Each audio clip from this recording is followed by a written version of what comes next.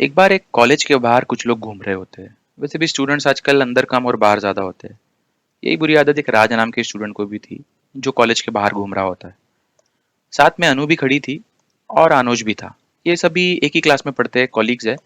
और अच्छी बात यह है लेकिन कि ये सोशल माइंडेड है, सोशल वेलफेयर यानी समाज कल्याण का सोचते हैं। एक बार ये सब लोग किसी कैफे में जाने का सोचते हैं और कैफे में ये लोग बैठकर डिस्कस कर रहे होते हैं। वहाँ डिस्कशन में राज बताता है कि कैसे एक बार पार्लियामेंट द्वारा एक सिटीजनशिप को लेकर एक लॉ आने वाला था, जिसमें लोगों की सिटीजनशिप रद्द तक होने वाली थी। काफी लोग परेशान थे, हर तरफ अफरा तफरी का माहौल था। वो बताता है कि कैसे उसने और उसके दोस्तों ने मिलकर एक वोटिंग कैंपेन स्टार्ट किया, जिसके थ्रू उन्होंने अपने प्रतिनिधियों को पार्लियामेंट में चुनकर भेजा और इस तरीके का कायदा दोबारा नहीं आया। वो बताता है कि कैसे सिटीजनशिप के कायदे को समझने के लिए आगे उसने और आर्टिकल 11 पढ़ा। और आर्टिकल 11 जो कि कहता है parliament to regulate the right of citizenship by law. तो उसमें बताता है कि पार्लियामेंट जो है वो रेगुलेट कर सकता है। रेगुलेट का मतलब है कि निर्धारित कर सकता है। जैसे फैन है, फैन का रेगुलेटर रेगुलेट यानी निर्धारित करता है, कम ज्यादा करता है स्पीड को। वैसे ही रेगुलेट करना, नियंत्रण करना, पार्लियामेंट द्वारा नियंत्रण किया जा सकता है। किसका? तो राइट ऑफ सिटीजनशिप का, सिटीजनशिप के जो हक है उसको पार्लियामेंट नियंत्रित कर सकती है, रेगुलेट कर सकती है कायदे से, बाय लॉ। वो बताता है कि उसमें उसने आगे देखा है कि nothing in the foregoing provisions of this part का मतलब पार्ट टू, क्योंकि आर्टिकल 11 पार्ट टू में है। पार्ट टू में सारे सिटीजनशिप से रिलेटेड कायदे हैं। तो पार्ट टू के पहले के फोरगोइंग यानी पहले के फोरगोइंग प्रोविजंस, फोरगोइंग प्रोविजंस कोई भी, नथिंग इन द, कोई भी पहले का प्रोविजन जो है वो डेरोगेट फ्रॉम, यानी डेरोगेट फ्रॉम यानी क्या? डेरोगेट फ्रॉम का मतलब होता है किसी चीज को डिमिनिश करना, खत्म करना, वीकन करना या कम करना, कमजोर करना। वो डेरोगेट फ्रॉम कोई भी प्रोविजन क्या नहीं कर सकता? कमजोर नहीं कर सकता। क्या? तो power of parliament, power of parliament को कमजोर नहीं कर सकता है कोई भी फोरगोइंग प्रोविजंस इस पार्ट का, यानी पार्ट टू का। पार्ट टू का कोई भी पहले का प्रोविजन डेरोगेट फ्रॉम मतलब वीकन नहीं कर सकता पार्लियामेंट के पावर को। कौन से पावर को? टू मेक एनी प्रोविजन, कोई भी प्रोविजन बनाने के। कोई भी प्रोविजन मतलब क्या? किस प्रोविजन की बात चल रही है? तो यहाँ आगे बताया है पार्लियामेंट जो है वो, उसका पावर डिमिनिश नहीं किया जा सकता, कमजोर नहीं किया जा सकता कोई भी प्रोविजन बनाने का, with respect to the acquisition and termination. With respect to the acquisition and termination, acquisition इसका मतलब होता है ऑब्टेनिंग, प्राप्त करना। क्या प्राप्त करना? तो सिटीजनशिप। तो सिटीजनशिप को एक्वायर करना, एक्विजिशन या टर्मिनेशन, टर्मिनेशन। सिटीजनशिप का एक्विजिशन या टर्मिनेशन जो है, इसके रिलेटेड, सिटीजनशिप के एक्विजिशन और टर्मिनेशन रिलेटेड जो प्रोविजंस है वो पार्लियामेंट बना सकता है। और उसको बनाने के पावर को कोई भी डेरोगेट नहीं कर सकता। कोई भी मतलब, डेरोगेट मतलब वीकन नहीं कर सकता, कमजोर नहीं कर सकता। डेरोगेट फ्रॉम ये फ्रेज है यहाँ पे, इसका मतलब होता है कमजोर करना, खत्म करना या कम करना। कौन नहीं कर सकता? ये पहले के कोई भी प्रोविजन, पार्ट टू के, पार्ट टू कॉन्स्टिट्यूशन का, जिसमें आर्टिकल 11 भी है। तो ये सब नहीं किया जा सकता। तो इसी बारे में यहाँ जानकारी है।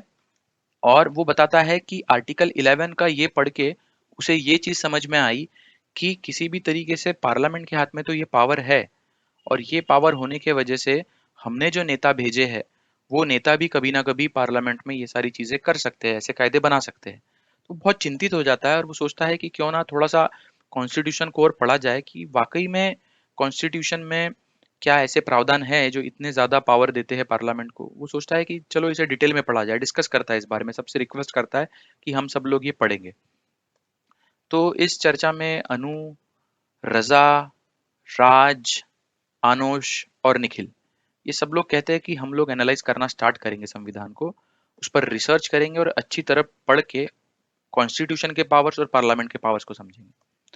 तो उसमें सबसे पहले राज ये इनिशिएटिव लेके कहता है कि मैं पार्ट थ्री का एनालिसिस करूंगा, जो कि पार्ट टू के नेक्स्ट में हमें पढ़ना ही है वैसे। वो बताता है कि पार्ट थ्री, मैंने थोड़ा बहुत पढ़ा था कि उसमें पावर्स ऑफ पार्लियामेंट है, जो कि एब्सोल्यूट नहीं है, ये समझ में आता है कि पार्ट थ्री अल्टीमेटली पार्लियामेंट के ऐसे पावर्स जो भी होते हैं उनको एब्सोल्यूट नहीं है, ये हमें समझाता है, यानी अटूट नहीं है।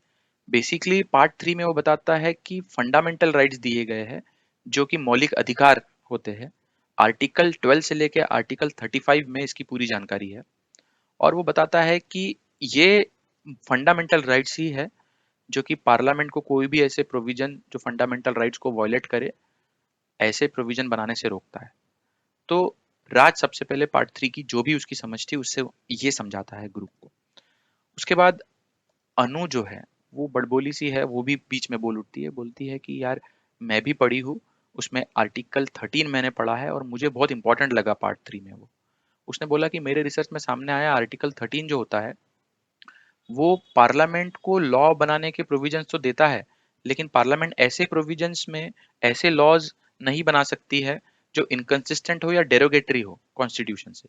देखिए, इनकंसिस्टेंट का मतलब वो बताती है कि उसका मतलब होता है असंगत, यानी संविधान से जो चीज असंगत है वो नहीं बना सकती है लॉ कोई भी पार्लियामेंट।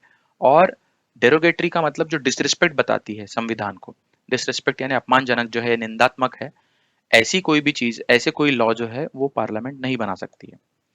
आनोश जो कि क्लास का एक बहुत होनहार स्टूडेंट है, और उसने कॉलेज का एक अवार्ड भी जीता है मूट कोर्ट का, वो बताता है कि अनु तुम्हारी बात बिल्कुल सही है। आर्टिकल 32 में ये प्रोविजन है कि अगर ऐसे कोई लॉ बनते हैं और फंडामेंटल राइट्स जैसा कि राज ने बताया वो वॉयलेट होते हैं, तो डायरेक्टली सुप्रीम कोर्ट में जाया जा सकता है, पार्लियामेंट के या स्टेट के गवर्नमेंट के अगेंस्ट में भी। तो इस बात को समझते हुए निखिलेश भी बहुत खुश होता है और वो कहता है कि हाँ यार, ये बात तो मैंने भी आर्टिकल 245 में थोड़ी बहुत समझी थी कि संविधान का कितना पावर है। वो बताता है कि पार्लियामेंट कोई कायदा बना तो सकता है, लेकिन आर्टिकल 245 में लिखा है subject to the provisions of this constitution. Article 245 complete हम पढ़ेंगे आगे के अनुच्छाया एडुहब के वीडियोस में, लेकिन अभी समझो कि आर्टिकल 245 में ये बताया कि subject to the provisions of this constitution, यानी डिपेंडेंट, सब्जेक्ट टू का मतलब होता है डिपेंडेंट ऑन, कंडीशनल अपॉन, यानी संविधान के अधीन रहते हुए ही पार्लियामेंट कोई कायदा बना सकती है पूरे इंडिया के लिए। यानी संविधान के अधीन रहना ये इंपॉर्टेंट बात है यहाँ पर, मुझे ये समझ में आया। तो ये निखिलेश सबको बताता है। उस पर रजा सबको बोलता है, सलाम भाई लोग, मैं भी कुछ पढ़कर आया हूँ। वो कहता है कि मैंने आर्टिकल 368 में पढ़ा है कि पार्लियामेंट जो है वो ऐसे प्रोविजंस, ऐसे लॉ बिल पास कर सकती है, ऐसे बिल पास कर सकती है जिससे संविधान में अमेंडमेंट हो। सब लोग डर जाते हैं, लेकिन रजा कहता है कि देखिए, संविधान में अमेंडमेंट हो वो तो ठीक है, बट बाकी पूरे ओवरऑल संविधान के बारे में जो जानकारी है वो Keshavananda Bharati versus State of Kerala से हमें काफी हद तक पता चल सकती है। वो कहता है कि Keshavananda Bharati versus State of Kerala का जो केस है 1973 का, उसमें सुप्रीम कोर्ट ने ये कहा है कि पार्लियामेंट जो भी लॉ बनाएगा वो बेसिक स्ट्रक्चर को डिस्टर्ब करके नहीं बना सकता, जैसे कि डेमोक्रेसी, ये बेसिक स्ट्रक्चर के कुछ एलिमेंट्स है। डेमोक्रेसी के अलावा है रूल ऑफ लॉ, लोकतंत्र और कायदे के नियम, साथ में जुडिशियल रिव्यू। जुडिशियल रिव्यू जैसे कि अनु ने आर्टिकल 13 के बारे में बताया कि जुडिशियल रिव्यू यानी जज लोग रिव्यू कर सकते हैं किसी कायदे को। फिर फेडरलिज्म, फेडरलिज्म यानी स्टेट और सेंट्रल के गवर्नमेंट के पावर का डिस्ट्रीब्यूशन। सेक्युलरिज्म, ये भी एलिमेंट है फंडामेंटल स्ट्रक्चर का कॉन्स्टिट्यूशन के। सेक्युलरिज्म के काफी मतलब निकलते, एक मेन मतलब यह है कि गवर्नमेंट के कामों से धर्मों का अलग रहना। उसका मतलब सर्वधर्म समभाव भी होता है, उसके बारे में आगे जानेंगे वीडियोस में। और फंडामेंटल राइट्स। तो ये सारे जो बेसिक एलिमेंट्स है कॉन्स्टिट्यूशन के, ये बेसिक स्ट्रक्चर बनाते हैं कॉन्स्टिट्यूशन का, इनको डिस्टर्ब करते हुए कोई भी लॉ नहीं बनाया जा सकता या कोई भी अमेंडमेंट नहीं किया जा सकता। ये समझ में आता है Keshavananda Bharati versus State of Kerala के केस में। यानी कि ये सारी चीजें फाउंडेशन है कॉन्स्टिट्यूशन की, इसको छेड़ते हुए कोई भी कायदा नहीं बन सकता। तो इससे सब लोग बहुत खुश हो जाते हैं और कहते हैं कि सब लोग साथ में, जैसे कि अनु है, राज है, रजा है, आनोश है और निखिल है, ये कहते हैं कि हाँ यार, ये समझ में आया हमें कि पार्लियामेंट और सुप्रीम कोर्ट, इनके क्या पावर्स है, और ये सब संविधान के अधीन रह के काम करते हैं, यानी संविधान कितना सुप्रीम है ये सब लोग जान जाते हैं।